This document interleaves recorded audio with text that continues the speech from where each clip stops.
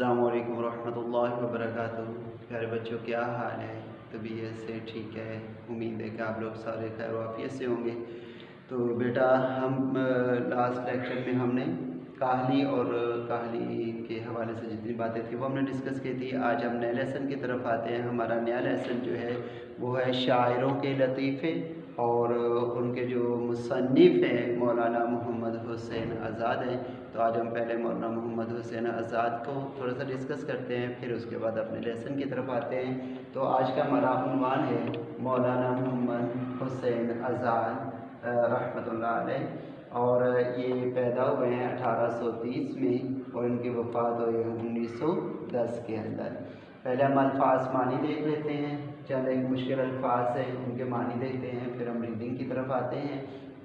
पहला लफ्ज़ है इसमें मूजिद, मूजिद ईजाद करने वाला। दूसरा लफ्ज़ है ख़ातिम, ख़त्म करने वाला। तीसरा लफ्ज़ है तमसीली उसलूब, तमसीली उसलूब यानी मिसाल देकर बयान करने का तरीका। और चौथा लफ्ज़ है हमारे पास तख़य्युल, तख़य्युल ख़यालात तसव्वुरात। ये अल्फाज आप लोगों ने याद कर लेने। बाकी अल्फाज जो इसके अंदर है वो तकरीबन हम पहले भी उनको डिस्कस कर चुके हैं, तो इसलिए आप लोगों ने इतने अल्फाज ये इसके याद रखने। ये न्यू अल्फाज है और इसका इराब भी क्लियर कर दिया। और अब आप लोग अपनी बुक खोलें। मेरे पास किताब है जमात नाहम, उर्दू की किताब है, और सफ़ा नंबर उसमें मेरे पास 20 है। तो आप लोग अपनी किताब खोलें और देखिए, अपनी किताब के ऊपर देखिए। बिस्मिल्लाहिर्रहमानिर्रहीम। मौलाना मोहम्मद हुसैन आज़ाद 1830 में पैदा हुए और 1910 में इनका इंतकाल हुआ।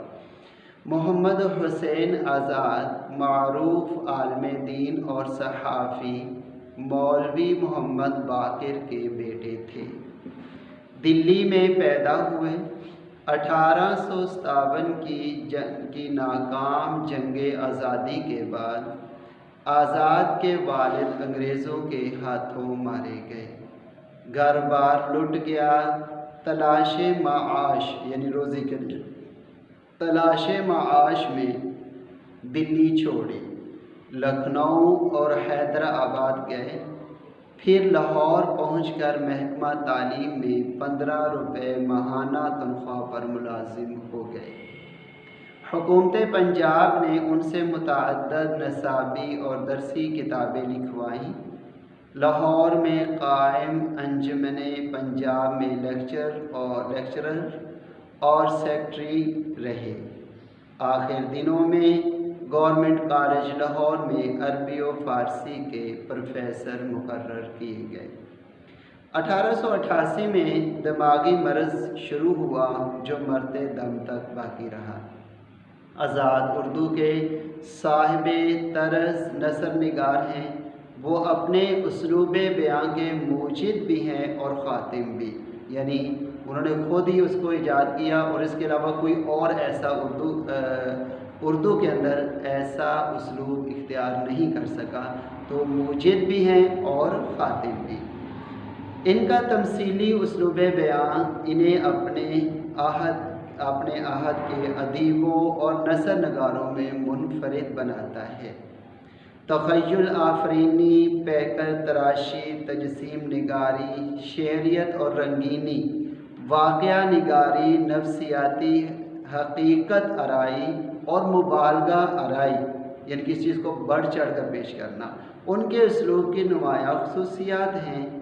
उनका अंदाज़े बयां नसर का एक ऐसा खूबसूरत और दिलकश शाहकार है जिसने उनके बाद आने वाले अदीबों की अक्सरियत को मुतासिर किया है।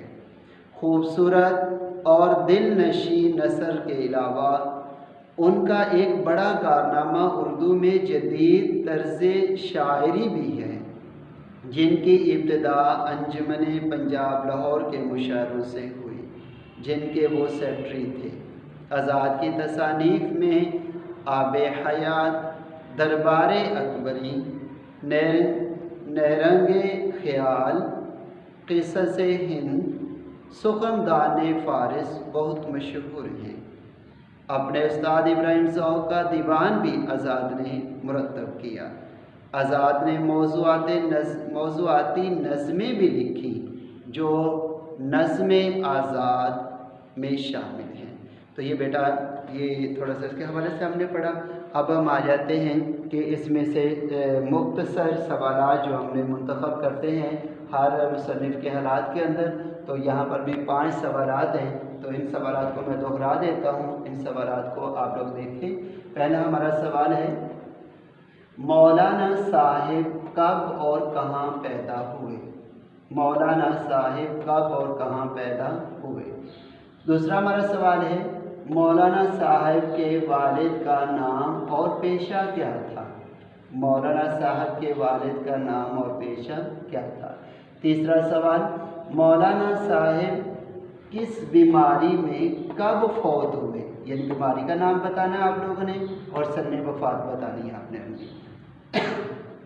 चौथा सवाल है, मौलाना साहब के उसलूब बयान की नुमायाँ खसूसियात क्या थी? मौलाना साहब के उसलूब बयान की नुमायाँ खसूसियात क्या थी? पाँचवा सवाल है, मौलाना साहब की मशहूर तसानीफ कौन सी हैं? तो बेटा ये मौलाना मोहम्मद हुसैन आज़ाद के बारे में हमने पढ़ा।